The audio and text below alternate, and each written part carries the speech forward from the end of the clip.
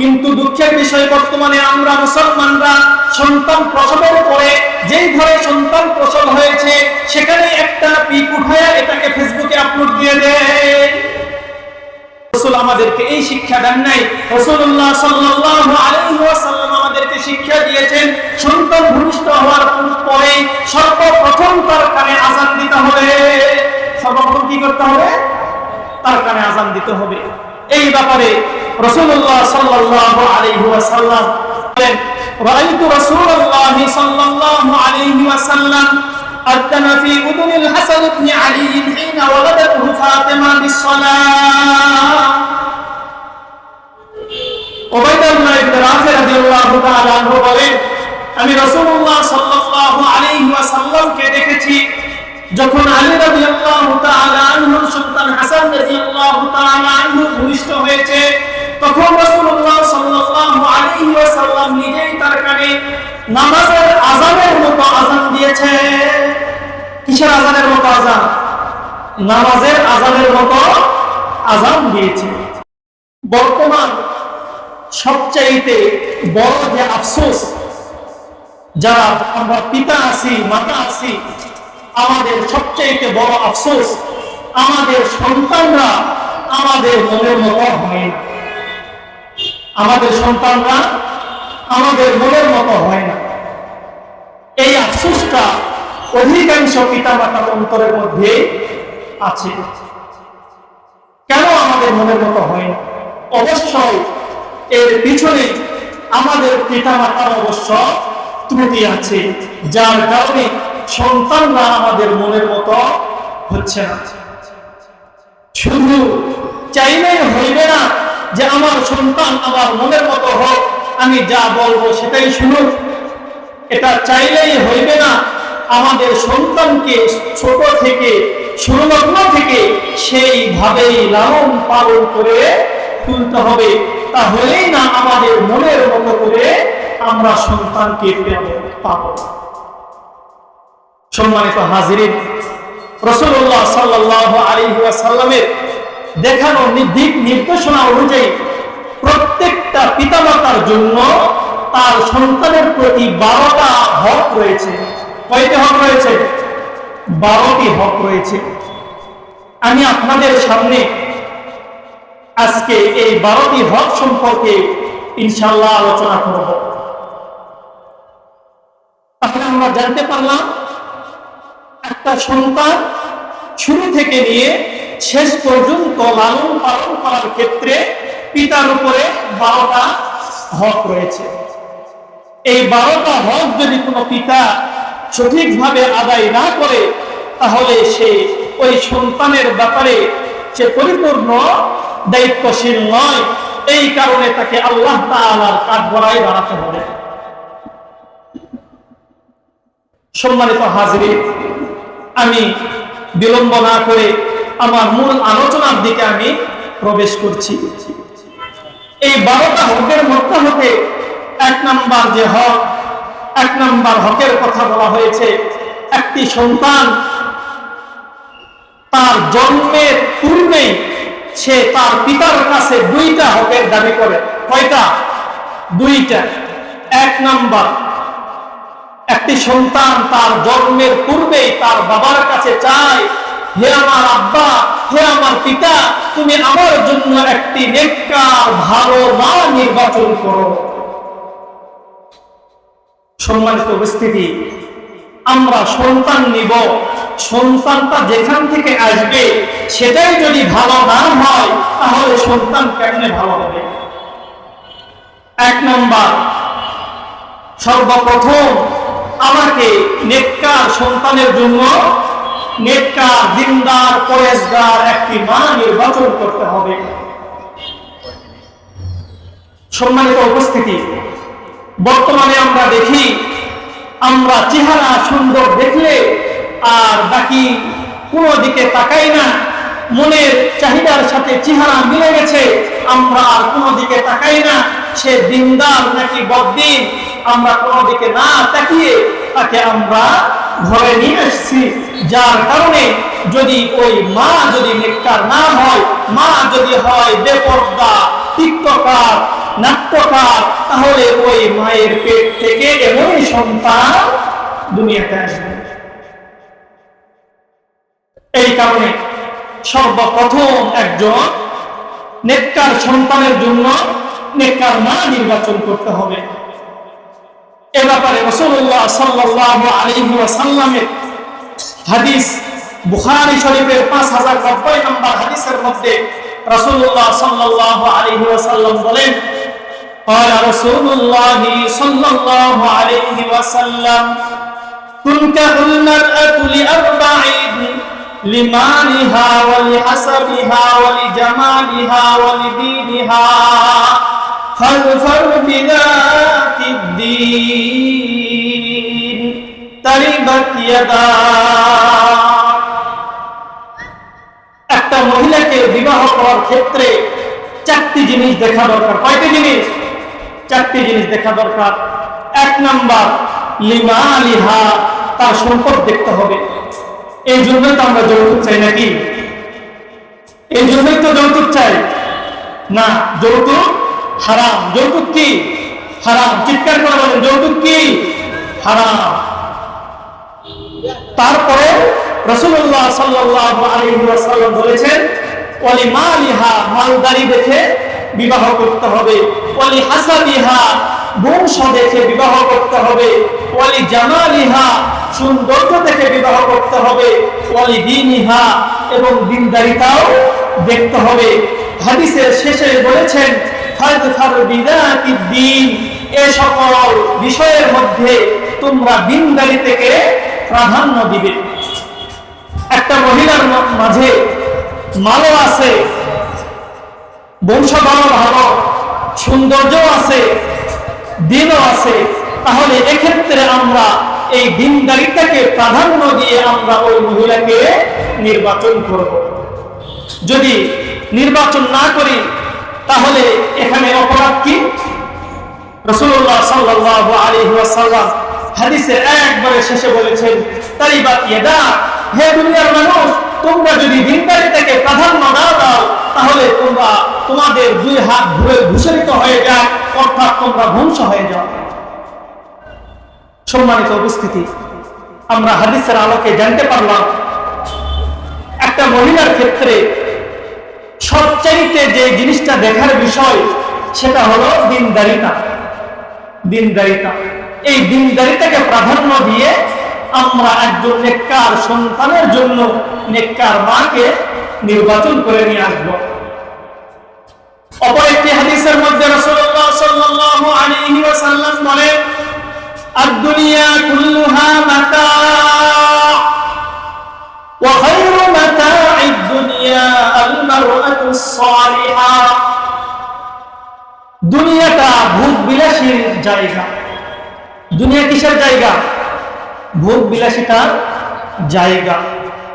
ওয়া খায়রু মাতা'id দুনিয়া, তবে এই ভোগ বিলাসিতার মধ্যে হতে সর্বোত্তম যে জিনিসটা সেটা হচ্ছে আল মারআতুস সালিহা, একটি নেককার মহিলা। নেককার মহিলা। হে দুনিয়ার মা বোনেরা, তোমরা দেখো রাসূলুল্লাহ সাল্লাল্লাহু আলাইহি ওয়াসাল্লাম হাদিসের মধ্যে কি বলেছেন?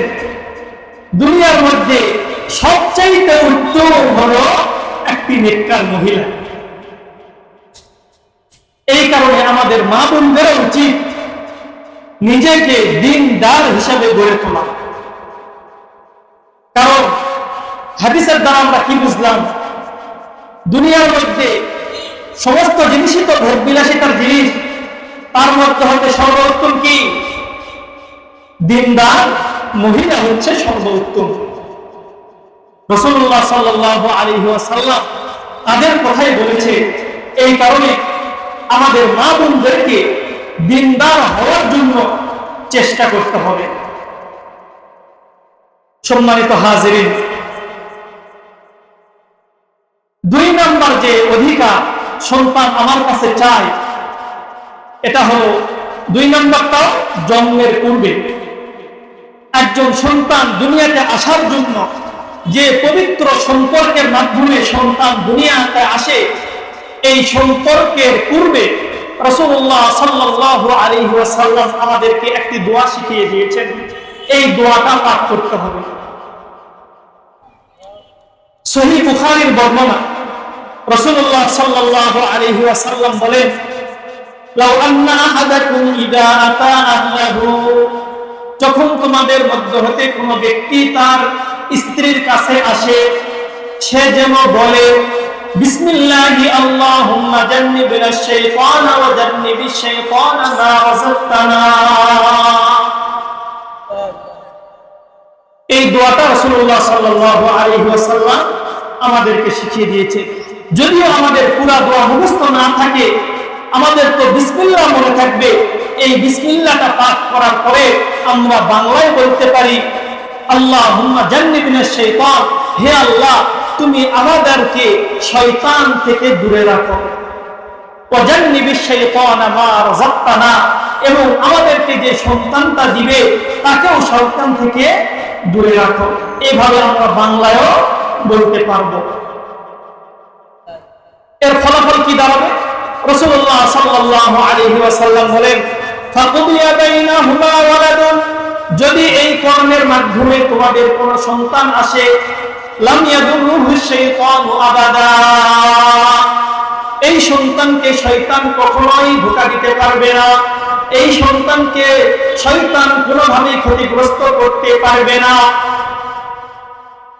তার মানে এই দোয়ার মাধ্যমে যে পবিত্র কর্মের কারণে দুনিয়াতে সন্তান আসে, এই সন্তান আসার পরে শয়তান থেকে সে একবারে নিরাপদ থাকবে। দেখেন, রাসূলুল্লাহ সাল্লাল্লাহু আলাইহি ওয়াসাল্লাম আমাদেরকে সব কিছুর ব্যাপারে শিক্ষা দিয়েছেন। এই ব্যাপারেও আমাদেরকে শিক্ষা দিয়েছেন যেন আমাদের সন্তানটা শয়তান থেকে নিরাপদ হয়ে দুনিয়াতে আসে। সম্মানিত উপস্থিতি, তাহলে আমরা জানতে পারলাম দুইটা হক। এক নাম্বার, নেককার সন্তানের জন্য নেককার মা নির্বাচন করা। দুই নাম্বার, যেই কর্মের মাধ্যমে সন্তান দুনিয়াতে আসে এই কর্মের পূর্বে দোয়া করা, বিসমিল্লাহি আল্লাহুম্মা জান্নিবনাশ শাইতানা ওয়া জান্নিবিশ শাইতানা মা রাযাকতানা।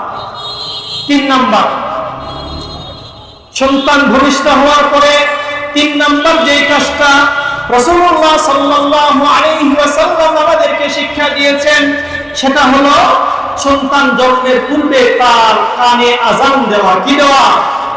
আযান দেওয়া।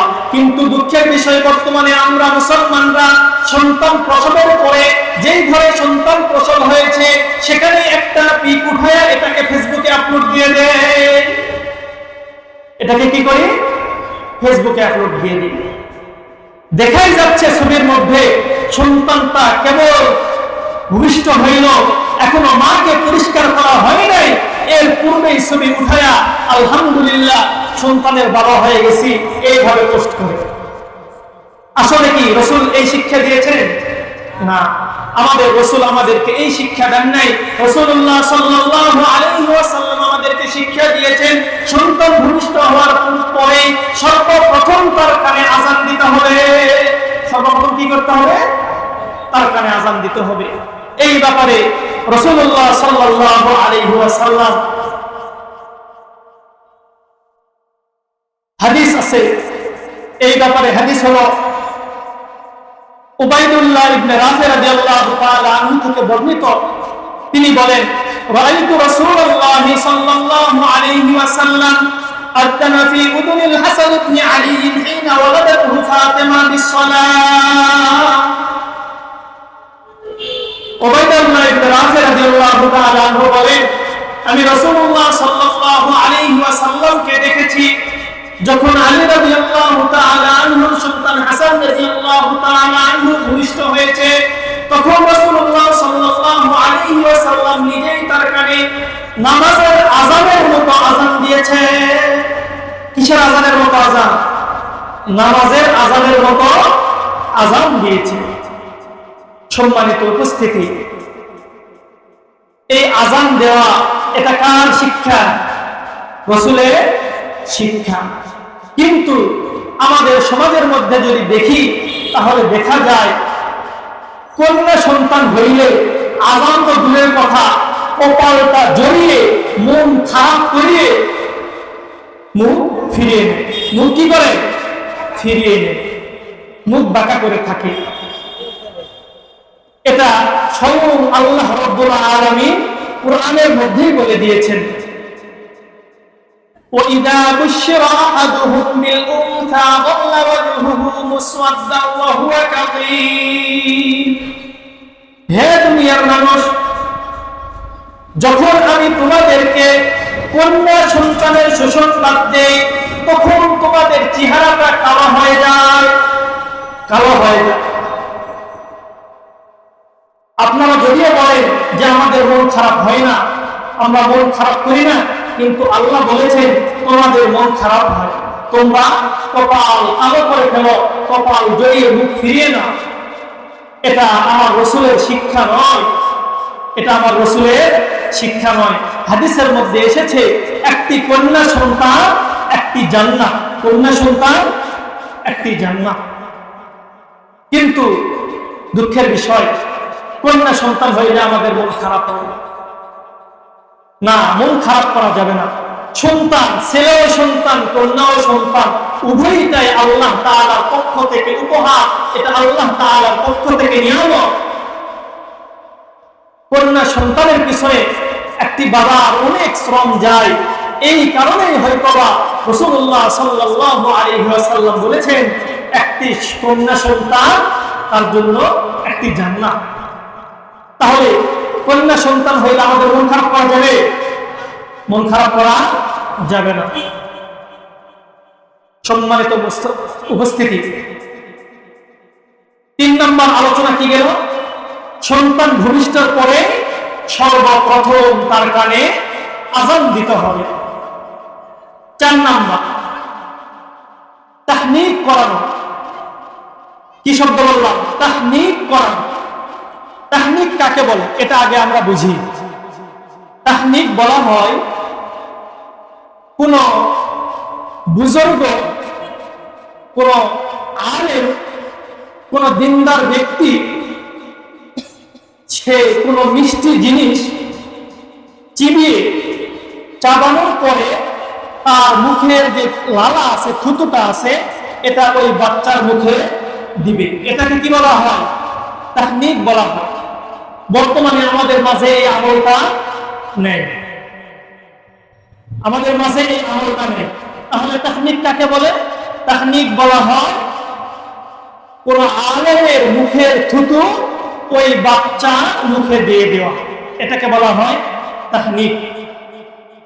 এই ব্যাপারে রাসূলুল্লাহ সাল্লাল্লাহু আলাইহি ওয়াসাল্লামের হাদিস বুখারী শরীফের 3909 নম্বর হাদিস, আসমা বিনতে আবু বকর রাদিয়াল্লাহু তাআলা আনহু বলেন, হামালতু বিআব্দুল্লাহ ইবনে জুবাইর ফাখরাজতু ওয়া আনা মুতিম্মুন ফাআতাইতুল মদিনা ফানাযালতু বিকুবা ফাওয়ালাদতুহু বিকুবা ثم أتيت به النبي صلى الله عليه وسلم فوضعته في حجره فدعا النبي صلى الله عليه وسلم بتمرة فمضغها ثم تفل في فيه। এই হাদিসের অনুবাদ হচ্ছে আসমা বিনতে আবু বকর অর্থাৎ আবু বকর রাদিয়াল্লাহু তাআলা আনহুর মেয়ে আসমা রাদিয়াল্লাহু তাআলা আনহা, তিনি গর্ভবতী অবস্থায় সন্তান সম্ভবা এমত অবস্থায় হিজরত করেন। এমত অবস্থায় কি করেন? হিজরত করে মদিনায় যান। যাওয়ার পরে কুবাতে তার সন্তান ভূমিষ্ঠ হয়। হওয়ার পরে এই সন্তানকে নিয়ে তিনি রাসূলুল্লাহ সাল্লাল্লাহু আলাইহি ওয়াসাল্লামের দরবারে গেলেন। যাওয়ার পরে রাসূলুল্লাহ সাল্লাল্লাহু আলাইহি ওয়াসাল্লাম তাকে কোলে বসাইলেন। বসানোর পরে রাসূলুল্লাহ সাল্লাল্লাহু আলাইহি ওয়াসাল্লাম খেজুর চেয়ে নিলেন। খেজুর চেয়ে নেওয়ার পরে ওটাকে চাবানোর পরে এই খেজুরের চাবানোর রস মুখ থেকে বের করে তার মুখে দিয়ে দেন। হাদিসের মধ্যে বলা হচ্ছে ফাকানা আউওয়ালা শাইইন দাখালা বিজাওফিহি বিরিতি রাসূলিল্লাহ সাল্লাল্লাহু আলাইহি ওয়াসাল্লাম, সর্বপ্রথম তার মুখের মধ্যে যে জিনিসটা গিয়েছে এটা হচ্ছে রাসূলুল্লাহ সাল্লাল্লাহু আলাইহি ওয়াসাল্লামের থুতু মুবারক। আল্লাহু আকবার, কত বড় নিয়ামত দেখেন। এই আব্দুল্লাহ ইবনে জুবাইর রাদিয়াল্লাহু তাআলা আনহু, ইনার পেটে সর্বপ্রথম যে জিনিসটা গিয়েছে এটা কি? রাসূলুল্লাহ সাল্লাল্লাহু আলাইহি ওয়াসাল্লামের থুতু মুবারক।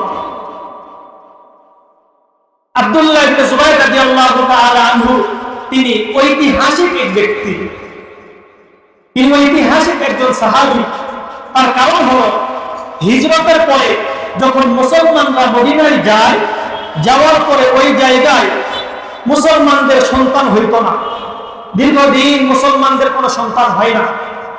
তো ওই সময় কাফেররা বলতে লাগলো মুসলমানরা খারাপি নিয়ে, অনিষ্টতা নিয়ে মদিনায় আসছে, যার কারণে তাদের সন্তান হচ্ছে না। এর পরপরই আল্লাহ তাআলার নিয়ামত হিসাবে আব্দুল্লাহ ইবনে জুবাইর সর্বপ্রথম মদিনায় জন্মগ্রহণ করেন। তাহলে 4 নম্বর আলোচনা কি করলাম আমরা? তাহনিক করানো। এই ব্যাপারে রাসূলুল্লাহ সাল্লাল্লাহু আলাইহি ওয়াসাল্লামের হাদিস আমরা শুনলাম। আরো একটি হাদিস আবু মুসা রাদিয়াল্লাহু তাআলা আনহু থেকে বর্ণিত, তিনি বলেন, উলিদা লি গুলামুন ফাতাইতুন নাবিয়্য ফাতাইতু বিহিন নাবিয়্য সাল্লাল্লাহু আলাইহি ওয়াসাল্লাম ফাসাম্মাহু ইব্রাহিম ফাহান্নাকাহু বিতামারা। আবু মুসা রাদিয়াল্লাহু তাআলা আনহু বলেন, আমার একটি সন্তান হইল, হওয়ার পরে এই সন্তানকে নিয়ে আমি রাসূলুল্লাহ সাল্লাল্লাহু আলাইহি ওয়াসাল্লামের কাছে গেলাম। রাসূলুল্লাহ সাল্লাল্লাহু আলাইহি ওয়াসাল্লাম তার নাম রাখলেন ইব্রাহিম এবং তাকে তাহনিক করালেন। তাহলে আমরা জানতে পারলাম এটি একটি সুন্নতি আমল, এটি একটি সুন্নতি আমল, এর মধ্যে অনেক বরকত রয়েছে। এই আমলটা আমরা সকলেই করার চেষ্টা করব। আল্লাহ তাআলা আমাদের সকলকেই আমল করার তৌফিক দান করুন, সকলেই বলি আমিন। 5 নাম্বার, সন্তানের জন্য বরকতের দোয়া করা, সন্তানের জন্য বরকতের দোয়া করা। বর্তমানে আমাদের মাঝে ছবি তোলার যে প্রচলন, সন্তান দেখলে, ছোট বাচ্চা দেখলে আমরা আগে ছবি উঠাই। ছবি উঠানোর ব্যাপারে একমত রয়েছে, ছবি তোলা সম্পূর্ণ হারাম। কিছু কিছু উলামায়ে কেরাম এটাকে জায়েজ বলেছে। তবে আমাদের জন্য উচিত কি? বিনা প্রয়োজনে ছবি না উঠানো, বিনা প্রয়োজনে ছবি না উঠানো, প্রয়োজন হইলে, একান্ত প্রয়োজন হইলে ছবি উঠানো। আমরা সন্তানকে দেখলেই ছবি উঠাই, দোয়া আমাদের মুখে আসে না। কিন্তু রাসূলুল্লাহ সাল্লাল্লাহু আলাইহি ওয়াসাল্লাম 5 নম্বরে আমাদেরকে যে শিক্ষা দিয়েছেন সেটা হচ্ছে কোন সন্তানকে দেখলে, নবজাতককে দেখলেই তার জন্য বরকতের দোয়া করা। এ ব্যাপারে হযরত আয়েশা রাদিয়াল্লাহু তাআলা আনহা থেকে বর্ণিত, আবু দাউদ শরীফ 5106 নম্বর হাদিস। এই হাদিসের মধ্যে আয়েশা রাদিয়াল্লাহু তাআলা থেকে বর্ণিত, আন আয়েশা রাদিয়াল্লাহু তাআলা আনহা قالت كان رسول الله صلى الله عليه وسلم يؤتى بالصبيان فيدعو لهم بالبركة। আয়েশা রাদিয়াল্লাহু তাআলা আনহা বলেন, রাসূলুল্লাহ সাল্লাল্লাহু আলাইহি ওয়াসাল্লামের কাছে ছোট ছোট বাচ্চাদেরকে নিয়ে আসা হতো। রাসূলুল্লাহ সাল্লাল্লাহু আলাইহি ওয়াসাল্লাম তাদের জন্য বরকতের দোয়া করে দিতেন। রাসূলুল্লাহ সাল্লাল্লাহু আলাইহি ওয়াসাল্লাম কি করতেন? বরকতের দোয়া করতেন। একটি কিতাবের মধ্যে এসেছে, একজন বড় বুজুর্গ তিনি কোন সন্তান দেখলেই তার জন্য দোয়া করে দিতেন এবং তার বাবার জন্য দোয়া করে দিতেন যে যে সন্তানটা আল্লাহ তোমাকে দান করেছেন এই সন্তানকে তোমার জন্য এবং পুরা উম্মতে মুহাম্মাদীর জন্য বরকতের কারণ বানিয়ে দিন। এইভাবে দোয়া করে দিতেন। তাহলে আমরা কি এই দোয়াটা শিখে নিতে পারি? আমরা কি করব? কোন সন্তানকে দেখলে এই দোয়া করে দিব, এই সন্তানকে তোমার জন্য এবং পুরা উম্মতে মুহাম্মাদের জন্য বরকতের কারণ বানিয়ে দেব। এইভাবে আমরাও দোয়া করে দেব। সম্মানিত হাজিরিন, 6 নম্বর সন্তানের প্রতি পিতামাতার যে হক, 6 নম্বর আকিকা করা। কি করা? আকিকা করা। মাশাআল্লাহ, ভালো। এই বিষয়টা আমরা সকলেই নজরে রাখি, কিন্তু আকিকার বিষয়ে আমাদের মাঝে সবচাইতে বেশি প্রশ্ন আসে যে হুজুর, আকিকা কখন করব? 1 নম্বর যে প্রশ্নটা আমাদের মাঝে আসে সেটা হচ্ছে আকিকা কখন করব। এই ব্যাপারে রাসূলুল্লাহ সাল্লাল্লাহু আলাইহি ওয়াসাল্লামের হাদিস আছে, আকিকা 7তম দিনে আমরা করব। কততম দিনে? 7তম দিনে। এ ব্যাপারে নাসাই শরীফ 4020 নম্বর হাদিসের মধ্যে এসেছে, কুল্লু গুলামিন রহিনাতুন বিআতীকাতিহি তুযবাহু আনহু ইয়াওমাস সাবি'i ওয়া ইউতলাকু ওয়া ইউসাম্মা। এই হাদিসের মধ্যে বলা হচ্ছে প্রত্যেকটা সন্তান আকিকার সাথে আবদ্ধ থাকে। কিসের সাথে? আকিকার সাথে আবদ্ধ থাকে। এই আকিকাটা 7তম দিনে জবাই করতে হয়। কততম দিনে? 7তম দিনে। এরপরে ওই বাচ্চার মাথাটা মুন্ডন করে দেওয়া হয়, এরপরে তার একটি নাম রাখা হয়। তাহলে আকিকা কততম দিনে? 7তম দিনে। আকিকা করার পরে তার মাথা মুন্ডন করাতে হবে, তারপরে তার সুন্দর একটি নাম রাখতে হবে। এখন কথা হচ্ছে, আমরা যদি 7তম দিনে করতে না পারি তাহলে আমরা কি করব? এই ব্যাপারে রাসূলুল্লাহ সাল্লাল্লাহু আলাইহি ওয়াসাল্লামের আরেকটি হাদিস আছে, যে হাদিসের মধ্যে বলা হয়েছে যদি তোমরা 7তম দিনে আকিকা করতে না পারো তাহলে 14তম দিন অথবা 21তম দিনে আকিকা করবে। এর দলিল কিতাবের নাম আল জামিউস সগীর, 5681 নম্বর হাদিস। এই হাদিসের মধ্যে বলা হচ্ছে আল আকিকাতু তুযবাহু লিসাব'ইন আও লি14 আও লি21। আকিকা জবাই করা হবে 7তম দিনে অথবা 14তম দিনে অথবা 21তম দিনে। তাহলে আমরা এই হাদিসের মধ্যে কয়টি মত পাইলাম? 3টি মত পাইলাম। 1 নম্বর 7তম দিন, 2 নম্বর 14তম দিন, 3 নম্বর 21তম দিন।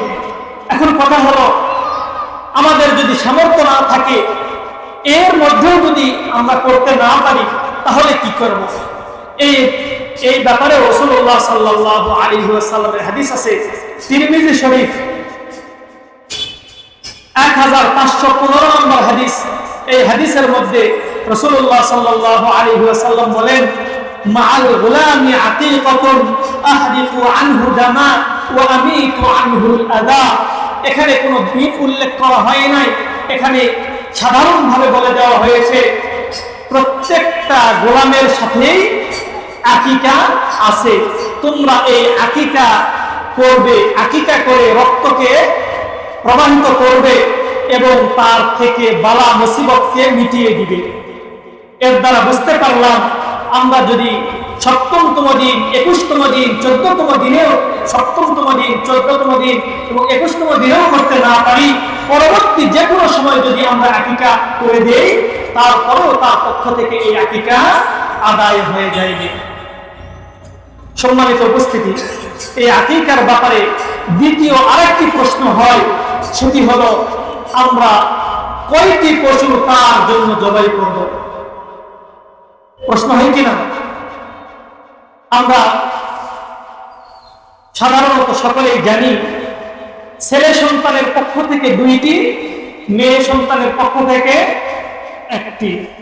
এই ব্যাপারে রাসূলুল্লাহ সাল্লাল্লাহু আলাইহি ওয়াসাল্লামের হাদিস, একজন মহিলা সাহাবী হাফসা বিনতে আব্দুর রহমানের কাছে মুসলমানরা যে জিজ্ঞাসা করলো যে আমরা কয়টি পশু জবাই করব, তো তিনি উত্তরে বললেন, আনিল গোলামি শাতানি মুকাফিআতান।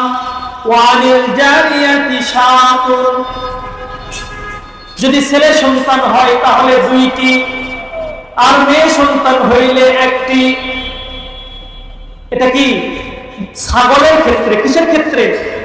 ছাগলের ক্ষেত্রে। যদি ছেলে সন্তান হয় তাহলে 2টি ছাগল, আর মেয়ে সন্তান হইলে 1টি ছাগল। আমাদের সমাজের মাঝে একটি প্রচলন আছে যে সন্তান যদি ছেলে হয় তাহলে এটার জন্য খাসি জবাই করতে হবে। কি করতে হবে? খাসি জবাই করতে হবে। আমরা যেটা বলি হালাল, এটা জবাই করলে হইবে না। আসলে এই কথাটা ভুল। এই কথাটা কি? ভুল। এই ব্যাপারে আমরা একটি বর্ণনা পাই। এখানে বলা হয়েছে উম্মে কুজ নামের মহিলা একজন সাহাবীকে প্রশ্ন করা হয়েছে। নাম কি? উম্মে কুজ নামের একজন মহিলা সাহাবীকে জিজ্ঞাসা করা হয়েছে যে আমরা কি জবাই করব, খাসি নাকি হালাল? তো তিনি উত্তরে বলেছেন, লা ইয়াদুররুকুম যুকরানান কুননা আম ইনাথা, চাই এটা খাসি হোক বা হালাল হোক, এটার মধ্যে কোনো সমস্যা নেই। যেটা ইচ্ছা সেটাই আমরা কি করতে পারি? জবাই করতে পারি। সম্মানিত উপস্থিতি, আকিকার সম্পর্কে যেগুলা প্রশ্ন আমাদের মাঝে উত্থাপিত হয়, এই প্রশ্নগুলোর উত্তর আমি দেওয়ার চেষ্টা করলাম। তাহলে 4 নম্বর আমরা জানলাম, একটি সন্তানের প্রতি তার পিতার হক থাকে তার আকিকা আদায় করা। 5 নম্বর, সন্তানের জন্য সুন্দর একটা নাম নির্বাচন করা। সুন্দর একটি নাম নির্বাচন করা। দুঃখের বিষয়, আমরা বর্তমান সমাজে আমরা নাম রাখি বল্টু, সল্টু, এগুলা নাম রাখি। এগুলা নামের একটি প্রভাব আছে। নামের কি আছে? প্রভাব আছে। আপনি যদি ওই নায়কের নাম ফলো করে আপনার সন্তানের নামটা রাখেন, তাহলে ওই নামের প্রভাবে ওই নায়কের মধ্যে যে খারাপ আচরণগুলো আছে, এই আচরণগুলো হইতে পারে আপনার সন্তানের মধ্যেও চলে আসবে। এই কারণে আমরা সকলে সচেতন হব সন্তানের সুন্দর সুন্দর নাম নির্বাচন করার জন্য। অযথা আইডল ব্যক্তির নাম আমরা নিয়ে নিজের সন্তানের সাথে ফিট করব না, তাহলে এই খারাপিগুলো আমাদের সন্তানের মধ্যেও চলে আসবে। এই ব্যাপারে বাইহাকি শরীফের 11 নম্বর খণ্ড 133 নম্বর পৃষ্ঠায় একটি বর্ণনা আছে। এখানে আব্দুল্লাহ ইবনে আব্বাস রাদিয়াল্লাহু তাআলা আনহু থেকে বর্ণিত, তিনি বলেন, ইয়া রাসূলুল্লাহ ক্বাদ আলিমনা হাক্কাল ওয়ালিদ কামা হাক্কুল ওয়ালাদ।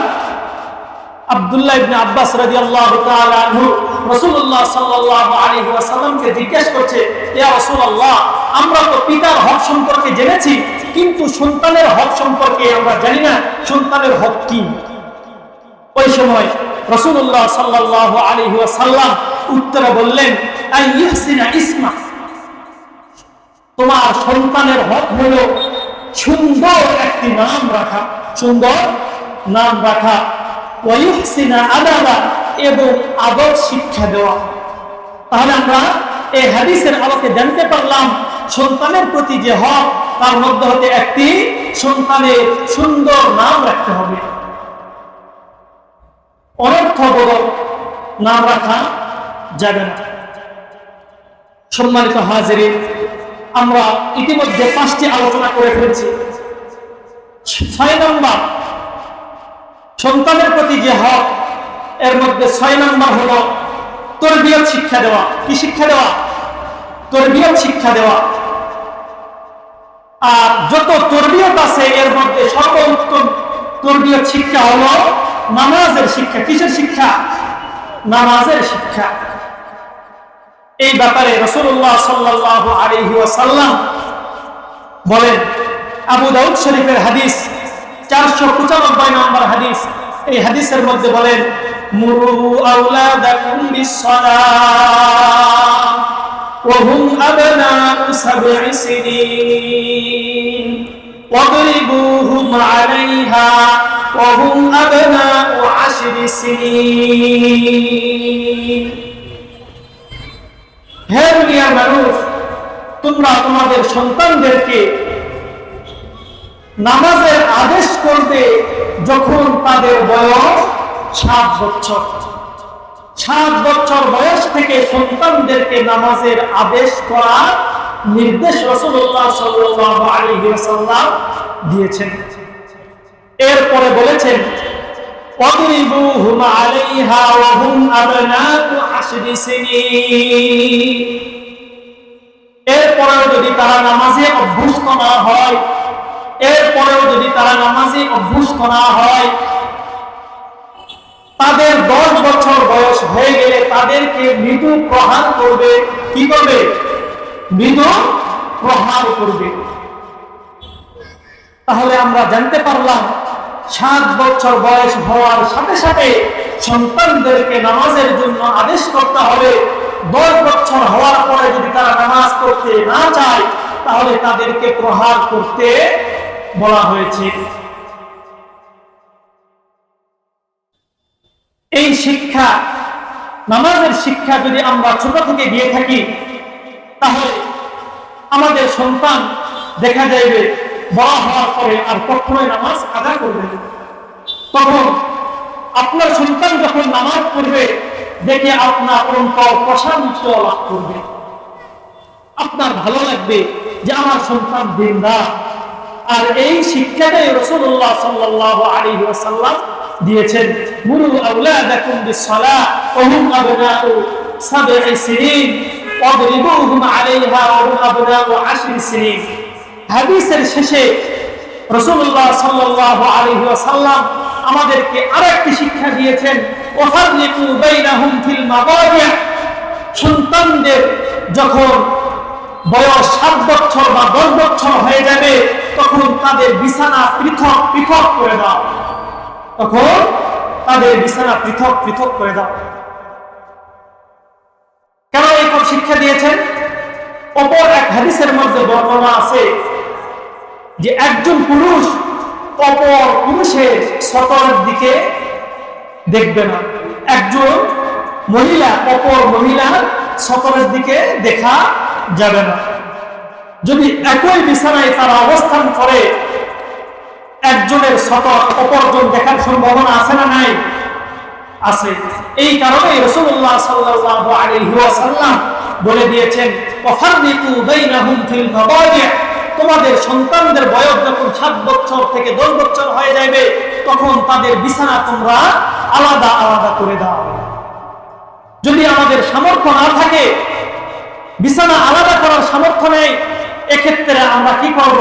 এক্ষেত্রে আমাদের শিক্ষা হইল, যদিও তারা একই বিছানায় অবস্থান করে কিন্তু তাদের মাঝখানে একটি কুল বালিশের ব্যবস্থা করব এবং তাদেরকে একই কম্বল কাঁথা লেপের মধ্যে রাখবো না, তাদেরকে আলাদা আলাদা কাঁথা, আলাদা কম্বল, আলাদা লেপের ব্যবস্থা করে দেব।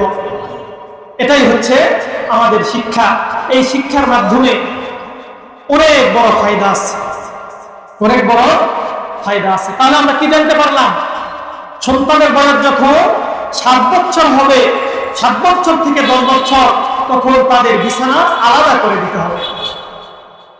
সম্মানিত উপস্থিতি, 7 নম্বর, সন্তানের প্রতি পিতার যে হক, সন্তানকে সুশিক্ষায় শিক্ষিত করা, সুশিক্ষায় শিক্ষিত করা। দুনিয়াতে যত শিক্ষা আছে এর মধ্যে হচ্ছে সর্ব উত্তম যে শিক্ষা, এই শিক্ষার নাম তাওহীদ শিক্ষা। কি শিক্ষা? তাওহীদ শিক্ষা দিতে হবে। আপনার সন্তানকে একত্ববাদের শিক্ষা দিতে হবে। আপনার সন্তানকে এই শিক্ষা দিতে হবে, বাবা, দুনিয়ার সকল মানুষ মিলিয়ে যদি তোমার উপকার করতে চায়, সকলে মিলে ততটুকুই উপকার করতে পারবে যতটুকু তোমার কপালে আল্লাহ তাআলা লিখিয়ে রেখেছেন। আর দুনিয়ার সকল মানুষ মিলিয়ে যদি তোমার ক্ষতি করতে চায়, তারা সকলে মিলে এতটুকুই ক্ষতি করতে পারবে যতটুকু ক্ষতি তোমার কপালে আল্লাহ লিখে রেখেছেন। এই শিক্ষা আমাদেরকে ছোট থেকে তাওহীদের একত্ববাদের শিক্ষা দিতে হবে। এটা হাদিসের বর্ণনা আমাদেরকে শুনে নাও। এক হাদিসের মধ্যে আছে রাসূলুল্লাহ সাল্লাল্লাহু আলাইহি ওয়াসাল্লাম এই শিক্ষা দেওয়ার কথা বলেছেন। 2 নম্বর শিক্ষা, দুনিয়াতে যত শিক্ষা আছে এর মধ্যে হতে সর্বোত্তম শিক্ষা কোরআন শিক্ষা। কি শিক্ষা? কোরআন শিক্ষা। আলহামদুলিল্লাহ, আপনাদের তিলেকপুরে কোরআন শিক্ষার কারখানা আমাদের পাশে। আমরা সন্তানকে ডক্টর বানাই, ইঞ্জিনিয়ার বানাই, এতে কোনো অসুবিধা নেই। ডক্টর ইঞ্জিনিয়ার বানাতে আমাদের কোনো অসুবিধা নেই, কিন্তু সর্বপ্রথম আমরা আমাদের সন্তানকে কোরআনের শিক্ষায় শিক্ষিত করব। একটি সন্তানের প্রাথমিক অবস্থায় যখন তার মাঝে কোরআনের শিক্ষাটা যাইবে, এরপরে তার হাতে যদি দুনিয়ার সমস্ত সম্পদ নেওয়া তার ক্ষমতায় আসে, তারপরও সে সম্পদ নিতে ভয় করবে, কারণ তার শুরুর শিক্ষা কোরআন শিক্ষা আত্মসাৎ করা যাবে না। এই কারণে আমরা সকলে চেষ্টা করব, চেষ্টা নয়, এটা আমাদের জন্য আবশ্যক। তালাবুল ইলমি ফারিদাতুন আলা কুল্লি মুসলিমিন আও মুসলিমা, সকলকেই শিক্ষা করতে হবে। এই ব্যাপারে রাসূলুল্লাহ সাল্লাল্লাহু আলাইহি ওয়াসাল্লামের হাদিস, তিরমিজি শরীফ 2091 নম্বর হাদিস, এই হাদিসের মধ্যে বলা হচ্ছে তাআল্লামুল কুরআন ওয়াল ফারাইদ ওয়া আল্লিমুহান নাস, তোমরা কোরআন এবং ফরায়েজ শিক্ষা করো এবং এগুলা মানুষকে শিক্ষা দাও। বুখারী শরীফের 5027 নম্বর হাদিসের মধ্যে বর্ণিত আছে রাসূলুল্লাহ সাল্লাল্লাহু আলাইহি ওয়াসাল্লাম বলেন, খায়রুকুম মান তাআল্লামাল কুরআন ওয়া আল্লামা, দুনিয়ার মধ্যে যত শিক্ষা আছে সর্বোত্তম শিক্ষা কোরআন শিক্ষা। সর্বোত্তম শিক্ষা কি? কোরআন শিক্ষা। এই কারণে আমরা সকলেই সন্তানের হক আদায় করার প্রতি দৃষ্টি রেখে আমরা সন্তানদেরকে সর্বপ্রথম কোরআনের শিক্ষায় শিক্ষিত করব ইনশাআল্লাহ। সম্মানিত উপস্থিতি, 8 নাম্বার, আমরা অনেকেই জীবদ্দশায় সন্তানদেরকে সম্পদ বর্ধন করে দিতে চাই। আমরা কথাটা ভালো করে মনোযোগ সহকারে শুনবেন।